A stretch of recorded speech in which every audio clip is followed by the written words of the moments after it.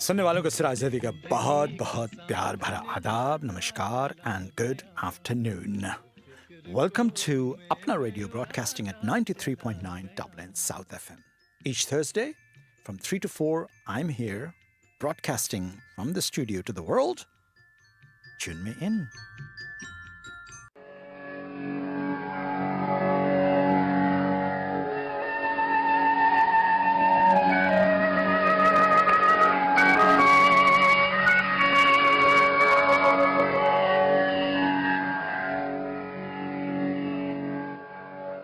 सुनने वालों को सिराज ज़ैदी का बहुत बहुत आदाब, नमस्कार, प्यार भरा आदाब, नमस्कार and good afternoon. You're very welcome to the program. You're listening to 93.9 Dublin South FM, Apna Radio, broadcasting here from the Tundrum Town Centre each Thursday from 3 to 4. And what can I say? Each Thursday I try to talk to you out there in the world, wherever you are, and from the studio. And I hope that you'll stay with me until 4 o'clock, because today I do have lots and lots of good news as usual. Each Thursday we do have a lot of news and a lot of information and a lot of reflection of what's happening around us in the world. So there you go. That's what it is. And with me, I'm not alone in this criminal voice of Dublin South FM, or should I say, and my crime partners are Charmain Colvin and Sharad Awasthi. So Charmain, take it away. The first news clips that you are going to broadcast, and I'm delighted that what a beautiful news that you have put together. So sit back, relax, and enjoy this particular news clip from Charmain Colvin. Good afternoon, I'm Charmain Colvin. Here is your weekly news update on Apna Radio 93.9 Dublin South FM. A new study of global data published in the Lancet journal, covering more than 200 countries, found that more than half of all adults and a third of children, teenagers and young adults are predicted to be overweight or obese by 2050. India, second only to China, will have the biggest populations of overweight or obese people in 2050. The researchers warned that obesity levels are predicted to accelerate rapidly in lower income countries, but if governments take urgent action now, there is still time to prevent what they describe as a profound tragedy. By 2021, almost half of the global adult population, 1 billion men and 1.1 billion women aged 25 or older, were overweight or obese. The proportion of men and women living with these conditions has doubled since 1990. Rates of obesity in children and younger teenagers and younger adults more than doubled between 1990 and 2021. Dr. Jessica Kerr, co-leader author of the report, said the figures present a real challenge to healthcare systems in the coming years. Acting now, however, is essential to avoid intergenerational transmission of obesity and to prevent a wave of serious health conditions and dire societal costs for future generations. American electric vehicle giant Tesla has begun hiring for a number of jobs in Delhi and Mumbai and is reportedly hunting for showrooms in both cities. Asia's third largest economy offers an interesting growth opportunity for Tesla as global EV sales plummet and competition from Chinese manufacturers gets more intense. Tata Motors currently holds pole position in India's EV market, with over 60% of the market share. MG Motors, jointly owned by India's JSW and a Chinese firm, is second at 22%, followed by Mahindra and Mahindra. With a base model starting around $40,000, Tesla cars will be competing in a very small luxury market in a country which has only 25,000 charging stations. At a policy level, however, India is making every effort to go electric. It plans to have 30% of private cars, 70% of commercial cars, 40% of buses and 80% of 2- and 3-wheelers go electric by 2030. Most provincial governments have also established their own EV policies to incentivise demand and supply. Subsidies offered by India on electric cars are also the highest among major economies, with as much as 46% of the price of India's top-selling electric car model. In April last year, India also cut import taxes on EVs for global car makers, which committed to investing $500 million and starting local production within 3 years. Tesla, however, has not yet committed to building an EV facility. An Indian woman who worked as a domestic helper in the United Arab Emirates has been executed after she was convicted of killing her employer's baby. Shahzadi Khan was executed last month, according to the Indian government. According to Abu Dhabi court documents, Khan strangled the boy, but a doctor who testified at the trial could not confirm this, as he had not been allowed to perform a post-mortem. Khan's family maintained she was innocent and said the child died from an incorrect vaccination on the day of his death. The secrecy surrounding the execution has made headlines in India, which has close ties with the UAE. Hundreds of thousands of Indians live and work in the country. India's opposition party politicians in the southern states met this week to protest plans by Prime Minister Narendra Modi's government to redraw constituencies based on the 2011 consensus on concerns the northern states would dominate parliament. The protest, led by 𝐀𝐻𝐧𝐚, Chief Minister of the wealthy, less populated Tamil Nadu state, has been backed by the National Congress Party and over a dozen others in 5 southern states, which are enjoying faster economic growth than their northern counterparts, while keeping the lid on population growth.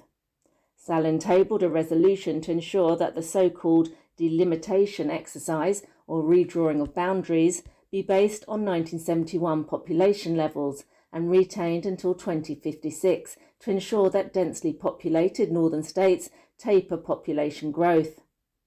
The 1971 census paved the way for the last redrawing of such boundaries and created 543 seats in Parliament. Southern states have accused Modi's government of discriminatory practices in the past regarding federal fund distribution and unfair allotment of grants.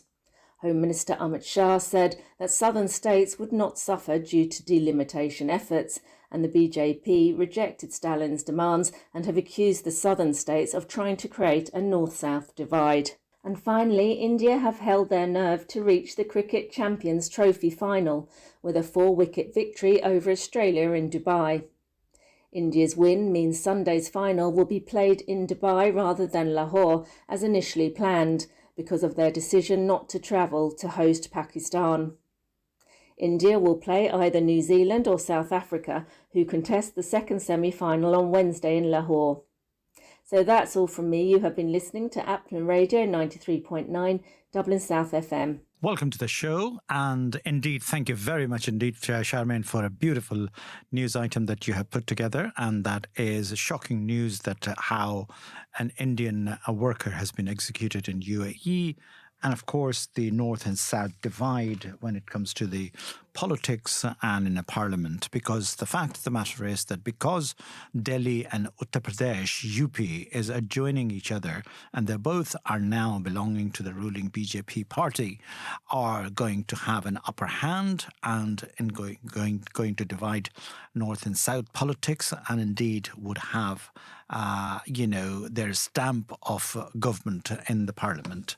But that is the dichotomy of Indian politics, and unfortunately that is the case, despite the fact that southern states, the more I know about the southern states, including Calcutta, which is, also a very prolific state, but south of India is far, far ahead of north of India when it comes to technology, when it comes to growth, when it comes to economy, education. Kerala is far, far ahead, and by dealing with the people in this city of Dublin, which is dominated by the southern, the people from the southern states, you can judge the fact that South Indians are hardworking, honest and prosperous country. And I like to congratulate Mr. Srinivasan from Kerala, who has opened a grand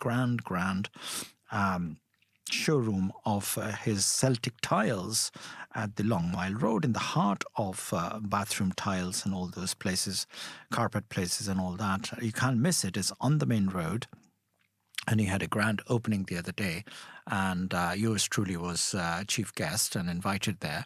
So it was a fantastic occasion, a fantastic a new beginning for these entrepreneurs who are entrepreneurs, should I say, who are developing their footmark and landmark in footprints in Dublin business community. So that is what is happening, and indeed the world has never stopped. What can I say before I play the contribution of Sharad's clip today? I would like to say a few words about the current situation in the world. The world has actually succumbed to bullies and obnoxious criminals, gangsters, whatever you call them. That's what they are. They are, in the name of democracy, they will take over the country. Occupy democracy is the word. And indeed, it was shocking to see the way Donald Trump has actually behaved, last Friday, inviting Volodymyr Zelensky over to White House and insulted him. Stupid president. I mean, hello. And the world is watching. So some people say it was staged. It was meant to humiliate him. It was meant to insult him. And, it was a field day for media because reams and reams of papers have been published, a front page photograph of news, to the Irish Times and all the other, newspapers of the world have actually talked about it, and that how this man actually on camera, talking to me and insulting him. No, Mr. President, you don't have, no, stupid president, you don't have any cards to play with. I mean, if the guy came to beg for support and to help to stop the war. Now, this war is very complicated in many ways because it's now true colors are coming forward, and people are beginning to realize that who does it Donald Trump work for? Does he work for oligarchs because he's a trillionaire, multi-trillionaire, believe in money, and only worship the money people, and he knows the power of the Russian money, oligarchs and Putin's, all that. So people are beginning to say that, yes, he may be working for Putin's and making deals because he's a deal maker. That's all he is. He understands this only one language of deal making, taking advantage, kicking the man who's down. That is another word, is the phrase that I would like to use. Kicking the man. Zelensky is down. Zelensky is losing people. Zelensky is losing war. But obviously this Zelensky has also taken for ride the whole, Europe, and Europe is in trouble. People who may not realize that billions and billions of dollars and euros have been flown into Ukraine in order to save what? Democracy? No, he'll be removed as Donald Trump threatens him he will not be there if he doesn't accept my deal. He'll be gone. Well, he'll be removed, whatever. So that's the kind of bully language he has used, and we all know what kind of a man he is. The other point I would like to mention, I don't know if you surface the net or whatever, you'll find it. A beautiful documentary, which is put together by an independent television documentary, which was on recently one of the channels on a screen, was the rewriting of Donald Trump and his relationship with Jeffrey Epstein. Now, we all know who Jeffrey Epstein was, who died in the prison in a black hole in New York. But Jeffrey Epstein and Donald Trump was pals and doing deals about young women and prostitutes and whatnot. Jeffrey Epstein was supplying women, and Donald Trump was also very much part and parcel of this dirty game that Mr. Jeffrey Epstein was doing. So, I mean, a characterless man. Despite all that, he managed to marry Eastern European ladies, and he managed to produce children and all that. But the kind of a character he is despicable individual. I mean, he is, in democratic sort of parties in the U.S., There's nobody there to challenge him, nobody there to impeach him, nobody's there to actually raise voice. So much so that if you protest in any U.S. University, you might be kicked out, you might be banned, you might be, it's a surprise. You can't exercise your democratic right to protest even. That is absolutely obnoxious, is the word. But that's what he is. He's a super obnoxious individual. And what he's doing in America, destroying America. Half of the Americans, those who have some sort of a respect and sense, are embarrassed at the way the president is behaving, bullying the other presidents and insulting them on camera and all that. Richard Gere, you remember Richard Gere, the Dirty Dancing, the actor, is leaving America. He has pronounced that he's leaving America, settling in Spain and Europe. So a lot of rich people are beginning to realize that we have to leave America. And so it's no longer a land of sort of called desire people and all that. But obviously young people sometimes are smitten by the fact that American media has thrown their image as the be and all, and every second person wants to go to America.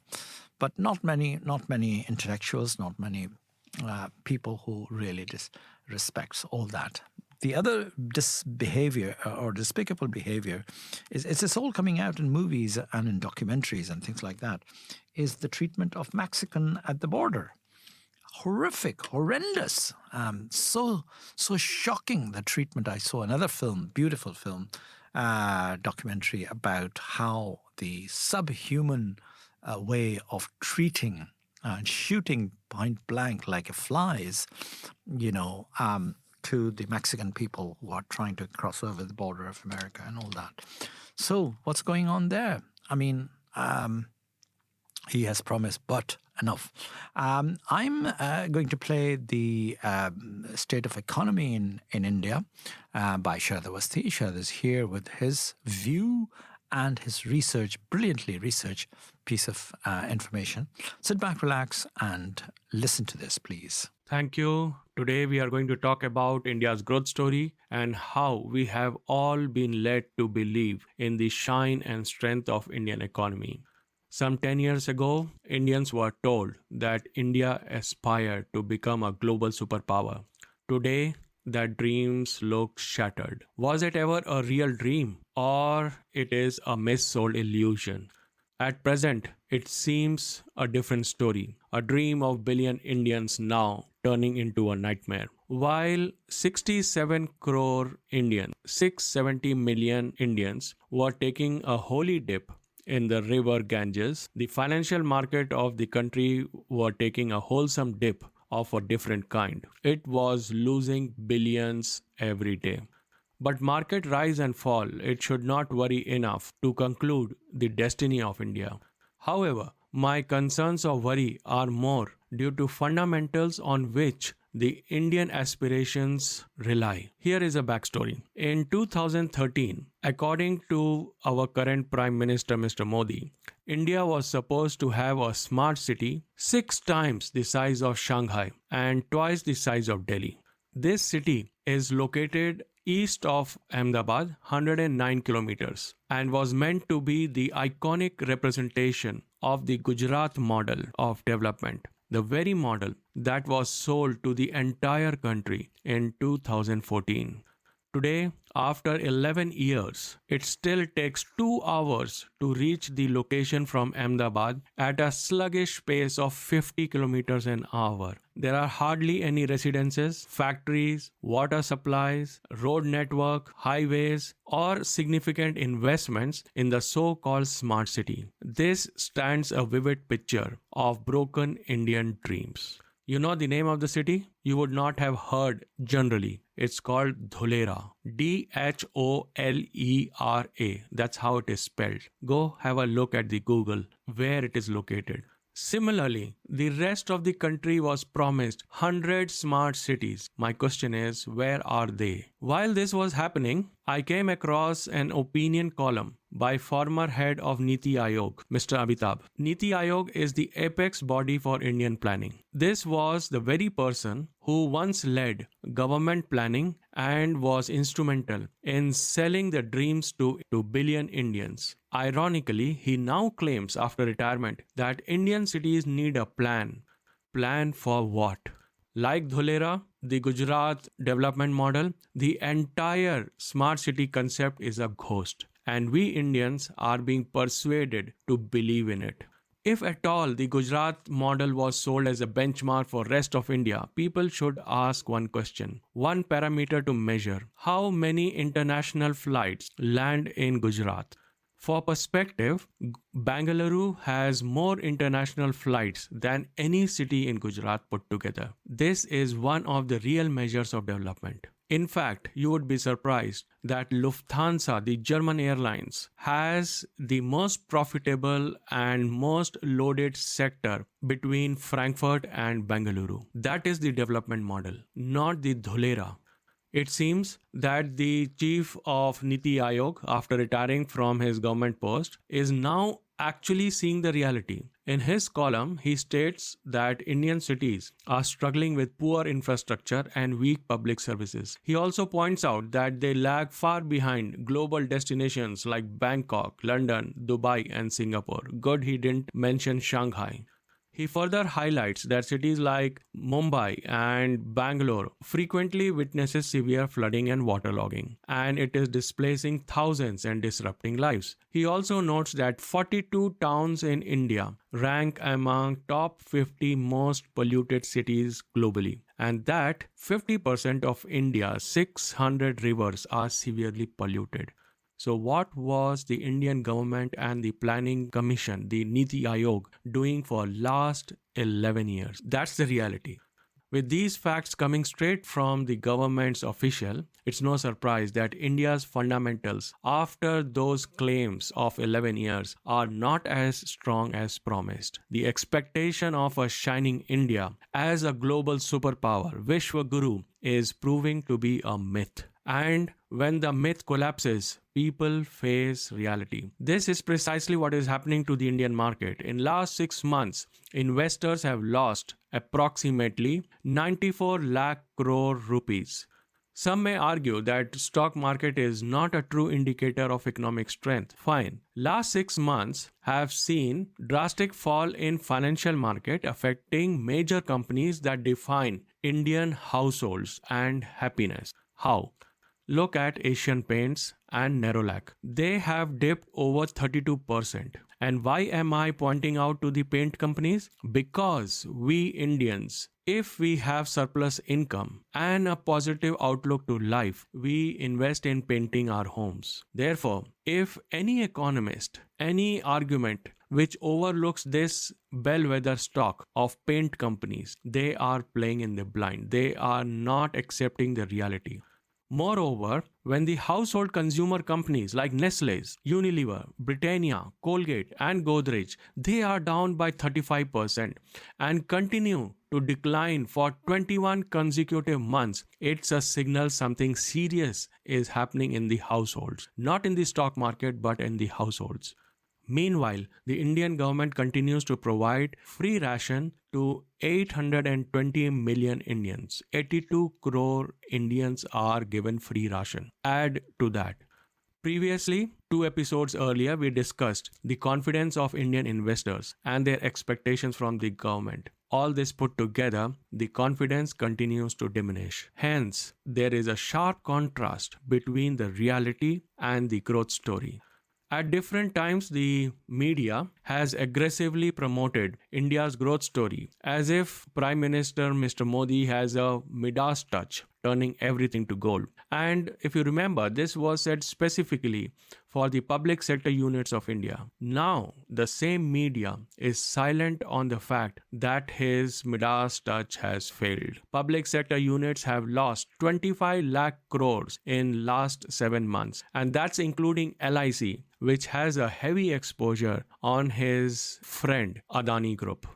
Media too has a role to play. I can sum it in these few lines. इतिहास में लाल रंग से लिखा जाएगा, अगर देश का media गद्दार ना होता तो देश का सत्यानाश ना होता. Somebody said that in one of the Facebook posts of Mr. Modi. So back to the economics, the foreign investors seek stability. Who would willingly invest their life savings in a market riddled with uncertainty? Would you as an investor put your savings in the project based out of Chambal or any Naxalite-stricken town? By same reasoning, the 𝐤𝐈 market regulator, if India's 𝐤𝐈 CEO, she is under scrutiny for corruption and conflict of interest and is fighting legal battles, how can we expect the investors to trust the credibility of Indian markets? The same logic is driving away the foreign direct investors from India. Neither are they getting stability or security, nor are they getting returns on their investments. In last 6 months alone, foreign investors have withdrawn 3.34 lakh crores and with 27,000 crores pulled out only in January 2025. But then there are arguments that India's high tax rate, especially the long-term capital gains tax changed in the last budget, that is responsible for the FDIs to withdraw. But then look at the other example. Britain, despite having high taxation, remains one of the world's top investment destination. Even Russia, an adversary of Britain, prefers investing there. Why? Simply because the British market offers unquestionable reliability and credibility. And this key trait of British market is solely lacking in India. But then generally, we Indians are happy because the nation is caught up in the endless festive mode fueled by the religious supremacy of Hindutva. Behind the scene, these very economic concerns are ignored or let's say concealed. Religion has become a marketing event, so it is adding to the happiness, where success is measured by revenue generation. So for example, the UP government claims that 3 lakh crore worth of business took place during the Mahakumbh Mela. Yet, the GST collection report for February does not reflect such a massive turnover. Is anybody asking why there is a mismatch? So back to the festivity and the economics of India, whether it is industrial growth falling from 11% to 4.5%, the service sector slowing down from 8.3% to 7.4%, manufacturing dropping to 1/3 from 14% to 4.3%, or real sector witnessing a downturn. India remains in a festive mode. Everybody is happy.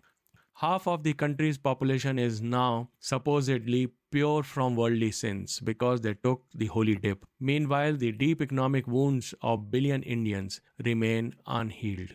Perhaps this is the same trick the British once used, keeping Indians distracted with celebrations while ruling them for centuries. During the colonial times, there were 60 festival holidays, and that was solely to keep us Indians engaged from the real issues. That is the trick of festival in India. Before the 2024 election, Prime Minister Mr. Modi and his Home Minister openly encouraged investments in Indian markets, claiming that they would rise and rise. Consequently, markets saw an influx of investment, retail investments, I would say, only to crash shortly thereafter. Investors lost money and they continue to lose as we speak. This behavior reminds me of a lesson from our ancient strategist guru, 𝐀𝐩𝐧𝐚. According to him, if the king is a businessman, the people become beggars. Our Prime Minister is making deals, overselling the idea of a bull market, smart cities, and even the Prime Minister is appearing in advertisements of financial products. But the real data and truth remains hidden from the public view. With those facts and figures, my friends, I leave you to think over until we meet next week. Is the Indian Prime Minister playing businessman, becoming risky for Indians, as our Guru Chanakya had said? Stay informed, stay safe. Until we meet next week. Bye for now. Dublin South FM. You wouldn't buy a car without knowing its history. So why would you buy a story without knowing who's telling it? Come here and I tell you. It's not always easy to verify what you see, read, or hear. But now there's help. Visit www.bemediasmart.ie. Stop, think, check. Be Media Smart. Brought to you by Media Literacy Ireland, supported by RTE. Oh, will you look at them go? I wish I had their energy. They're good for the soul, though, aren't they? I can't imagine life without Lucky. But he might outlive me yet. Oh, well, take my advice and sign up for a Dogs Trust Canine Care card. It's completely free, and it's given me such peace of mind since I did. What's that? Well, it's simple, really. It means if you pass away before Lucky, Dogs Trust will take him in and give him the care and love he needs until they match him with the perfect forever home. That sounds terrific. How much did you say it costs? It doesn't cost a cent. Great. How do I sign up? Just text CARE to 50100 and they'll call you with more information. Or you can go to dogstrust.ie. Well, that's wonderful advice. I'll do that right away. Here, Lucky. Good boy. 93.9 Dublin South FM. Indeed. Welcome back to the programme. This is 93.9 Dublin South FM. And what a delectable analysis, Sharad, you have put together about the so-called hoodwinking of the nation. That's all I can put it crudely, because that's what it is. Fooling nation and giving them the dose of religious, which is an opium of the society anyway. People have said that, intellectuals have said that before, that religion is nothing but an opium to society. It is good if it works for you. I'm not criticizing any religion. There are out there several religions, not only Hinduism, but you have Christianity equally at large as big as Hinduism, or more than largest actually. And then you have Islam, the biggest in the world, with 57 nations following Islam. So whatever works for you, whatever is good for you, if it personally benefits you rather than tax you, then you must follow and use your own intelligence rather than somebody is, telling you what to do, what not to do. You can only tell people, and that goes to your own children, your own your family members or whatever. You can tell them what is good in it, what is bad in it. And if they are, sensible enough to read and analyze and experiment that on themselves, then you would know whether they will follow or not, or walk away from that. So this is a situation, unfortunately, as you spend more and more time in the world, you would realize that. But having said that, if India is intoxicated by the Kumbh Mela and Mahakumbh this and Mahakumbh that, and then equally, there are other religions as well which are happening right now, and people are all over the world, not only in India, but all over the world, are following their respective religion. And one of them is Islam. And particularly this month is synonymous with the noble and holy month of Ramzaan. Arabic call it Ramadan. The Indian, Pakistanis and Desi people call it Ramzaan. So what is correct depends on where you live and what you say, what you're used to of saying. For me, it's Ramzan, not Ramadan. That is, an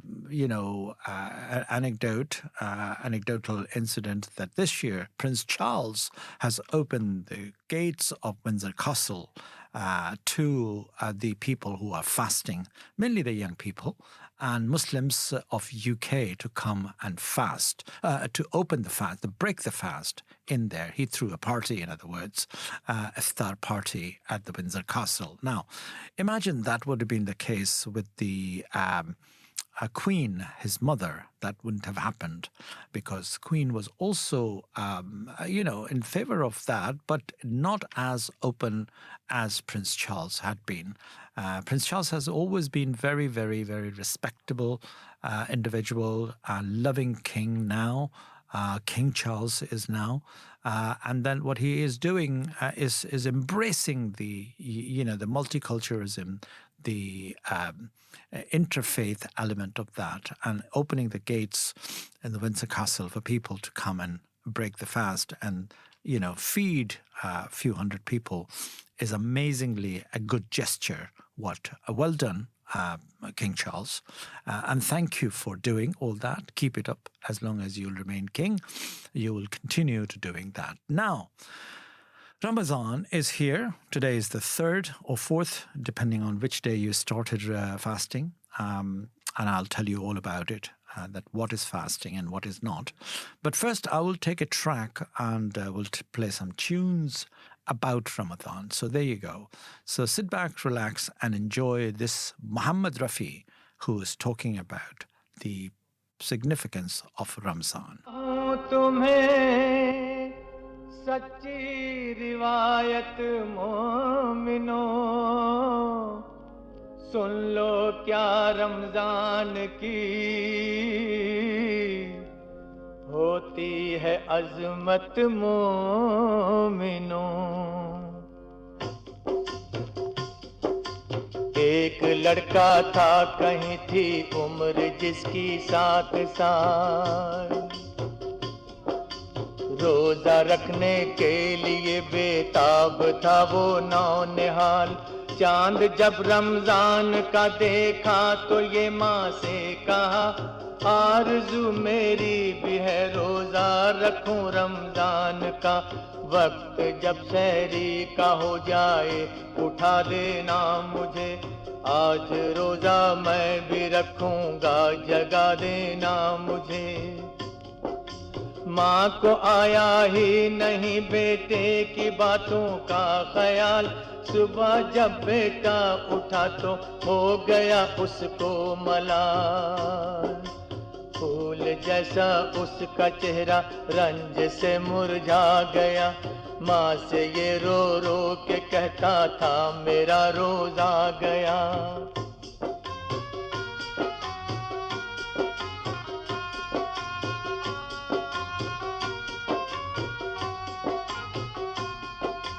माँ ने जब बेटे को देखा तो कहा दिल थाम कर अब नहीं है फर्ज रोजा तुझ पे ऐ नूरे नजर बोला बेटा सुन लिया है मैंने रमजान का बयां इस महीने में हुआ कुरान नाजिल बेगुमा ये सुना है जाएगा जन्नत में हर एक रोजादार हश्र के दिन पाएगा वो जलवाए परवरदिगार रात भर रोजे की हसरत में न वो सोया जरा वक्त सहरी का हुआ तो उसने रोजा रख लिया खुश था लड़का आज पूरी दिल की हसरत हो गई मैंने रोजा रख लिया मौला की रहमत हो गई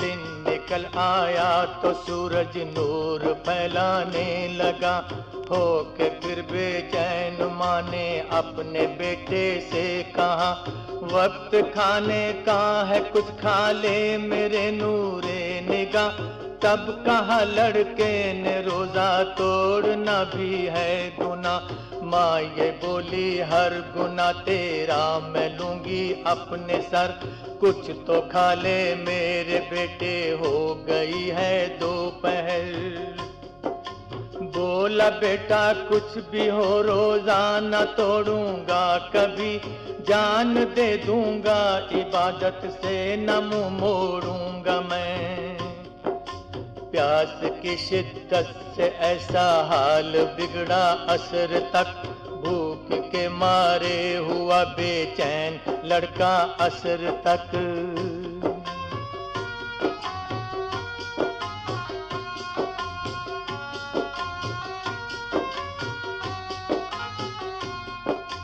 दिल की हरकत में कमी आने लगी सूखी जुबान आ गई हिचकी घुटा दम और निकली उसकी जान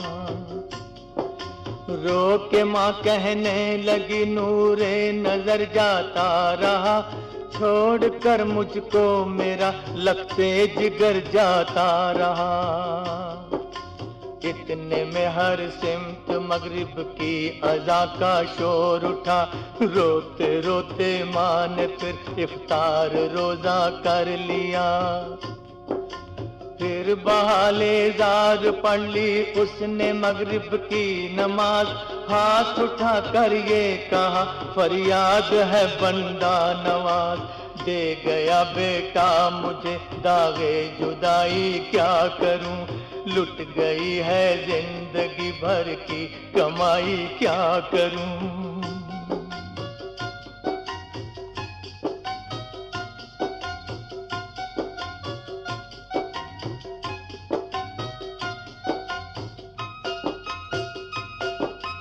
इतने में आई सदा साइल की मैं नादार हूँ कुछ खुदा के नाम पर दे दो मैं रोज़ादार हूँ गमज़दा औरत ने जिस दम सुन ली साइल की सदा घर में जो खाना पका था उसको सब कुछ दे दिया पूछा साइल ने है क्यों गमगीन तुझे क्या है मलाल ये कहा औरत ने रोजे में मरा है मेरा लाल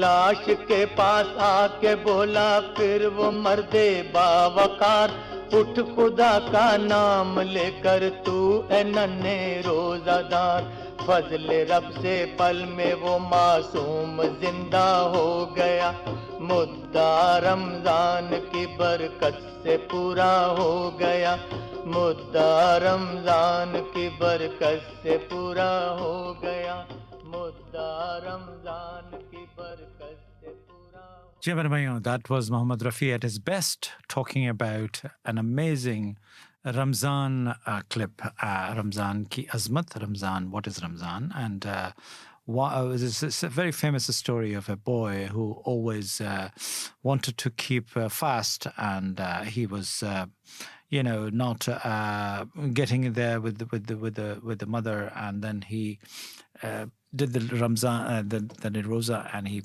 sort of like passed away. But then again, he really come back to the life, and indeed, what a beautiful way of looking into the beauty of Ramadan. So what is Ramadan basically? Ramadan is one of the blessed month of Islamic calendar.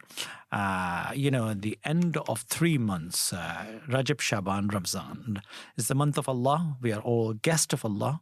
Guest of Allah means that we are, whatever we do, either we sleep, we do our small efforts helping other people, contributing to the mosque and contributing to poor people, anything to do with the humanity is counted as manifold, and it's been given credits to you. And they say that Satan has got locked away in this month, so he cannot actually attempt to people to commit sins and all that. So avoid committing sins is something that is very important. Fasting from dawn to dusk is one of the major thing, without any water, without any food, without any anything. And not only that, a lot of people cannot put even oil in their head because anything to do with that. So you do become lethargic, you do become tired and all that. But if you have sahri, that means early breakfast. Early breakfast is before the sunrise. You're allowed to eat from dusk to dawn in the night time. So there's practically what happens is that daytime turn into a night time, and so you can munch away until the dawn starts. And 10 minutes before the dawn prayer, you stop eating and you make intention that I am doing fast for such and such date, whether it's 2nd of Ramadan, 3rd of Ramadan, 4th of Ramadan, qurbatan illallah. So that's your niyat, that's your intention, and then you wait until the evening comes. You do your daily work, college, university, whatever you do, you go about, and then after 3-4 days, your system get adjusted, and you do not feel hungry, you certainly do not feel thirsty in this part of the world, because the cool weather here does not make you thirsty at all. So this is something which is interesting that happens. And then in the evening, you pray together, you fast together in a mosque. You go, and community is the word. Communal breaking of fast is called iftar. Iftar is an occasion where people come together, particularly in an Islamic center or in the mosque, and people get communally break their fast with a small thing like dates or something, which is a preferred way of opening the fast. And then you do have prayers, and then you have a meal. Of course, it's highly recommended to read Quran as much as possible. A lot of people finish the whole Quran, not only once, but two, second or third day. In 10 days, one whole Quran, second 10 days, and third, like 30 days. In 30 days, but if you can do it, whole Quran in 1 month, highly recommended. That is what is incumbent upon most of the Muslims, to observe fast and indeed do as much good as possible.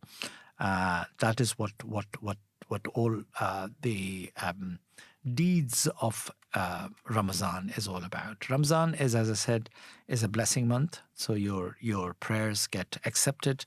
Your small gestures become large. Your small good gestures becomes the valuable. Even if you read a passage in Quran, not the whole Quran, but you've got one chapter, one paragraph, that multiplies. Very important also to feed poor people. And if you cannot fast by any reason of your ill health, if you have diabetes, if you have some disorder, you cannot eat and you're not well, then it's not wajib on you. It's not incumbent on you. Wajib means compulsory.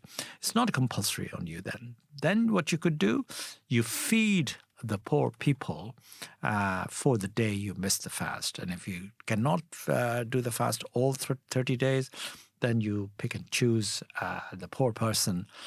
Doesn't matter which part of the world he or she lives in, and you pay that money called kafara, penalty for not fasting. And indeed, by feeding a poor person, you have actually, done your deed, and you have tried to compensate the whole thing. So this is something which is very important that you observe. And after that, there comes the next week. I probably play the Ramadan Hungry for God, the documentary that I made for RTE a few years ago. It is still there. And I would be happy to play it next week, not this week, because the time is really run out, and I have still to get through to certain things. But I would like to congratulate everybody. Oh, yes, the Christian calendar of Lent is also started from today. So Lent and fast, very much similar, but not exactly the same. But concept is the same, that you gave up anything which is dear to you, whether it's chocolate or whatever, or cake or something, in order to purify your body and your mind. Another clip for Ramadan. Sit back, relax, and enjoy this particular clip. Ramzan रहमत वाला तेरी इनायत या अल्लाह, माहे रमज़ान की हम रहमत पाएंगे। आया रमज़ान रहमत वाला तेरी इनायत या अल्लाह, माहे रमज़ान की हम रहमत पाएंगे।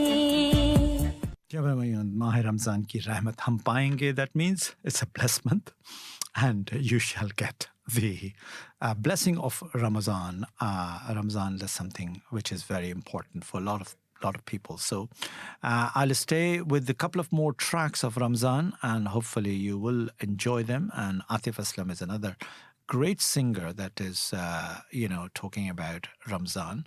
But there you go. I will see if I can find more Ramzan track.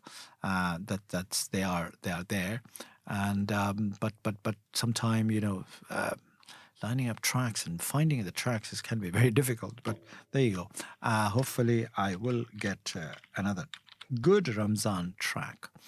Ramzan Kareem, Ramzan is a blessed month, and there you go. So hopefully, oh, by the way, what has the time today? Today is the time when you can actually break your fast is around 6:15. So 6:15 is the time when you break your fast, and you start around I think 5 o'clock. Oh no, 7 o'clock. 6:30. 6:30 is the cutoff point when you actually do give up your eating time. So this is what it is, and indeed, hopefully you will enjoy the blessed month, and all the other songs that I'm going to play today is also going to play a little bit of Arijit Singh song as well. But I wish I could play more Ramzan song, but next week, I will play more Ramzan songs. Sit back, relax, and enjoy.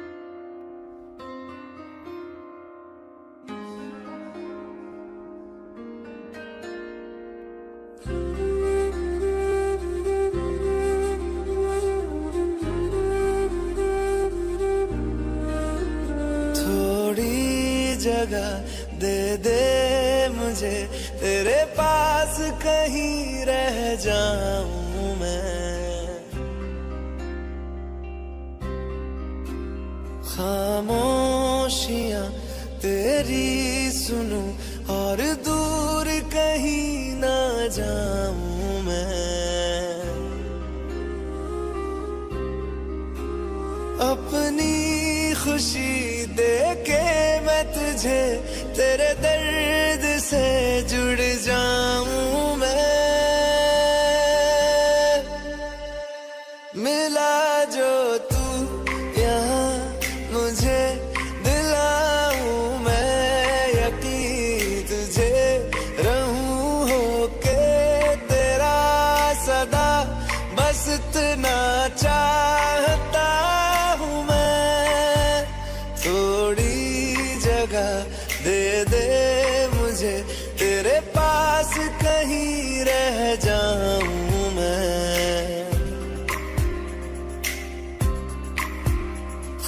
खामोशियां तेरी सुनूं और दूर कहीं ना जाऊं मैं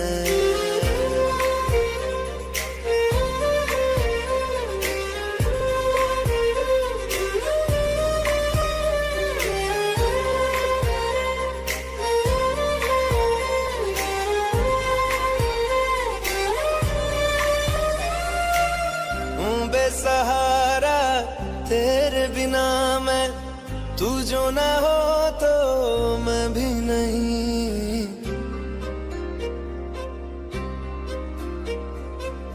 देखूं तुझे यारा जितनी दफा मैं तुझ पे है आता मुझको यकीन सबसे मैं जुदा होके अभी तेरी रूह से जुड़ जाऊं मैं मिला जो तू यहाँ मुझे दिलाऊं मैं यकीन तुझे रहूं होके तेरा सदा बस इतना चाहता हूँ मैं थोड़ी जगह दे दे मुझे तेरे पास कहीं रह जाऊं मैं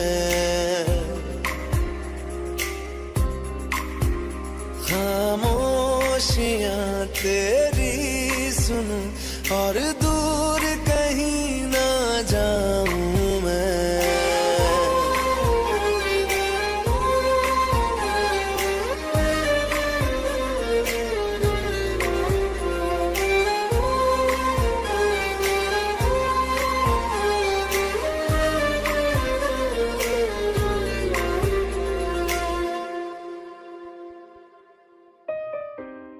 Was Arijit Singh at his best, I would say. And the time is really up because it's nearly at times to say goodbye. And once again, thank you very much for tuning me in at Apna Radio, broadcasting at 93.9 Dublin South FM. I shall be back same time, same place next week, and I hope you can join me there. And we will be bringing, as usual, some news, some situation from India as well, and we'll telling you what's what going on. And of course, continuing with this story of theme of Ramadan, and we will play some tracks from Ramzaan as well. So thank you once again for listening, and sit back and relax and enjoy the rest of the program. Bye for now, and see you next week.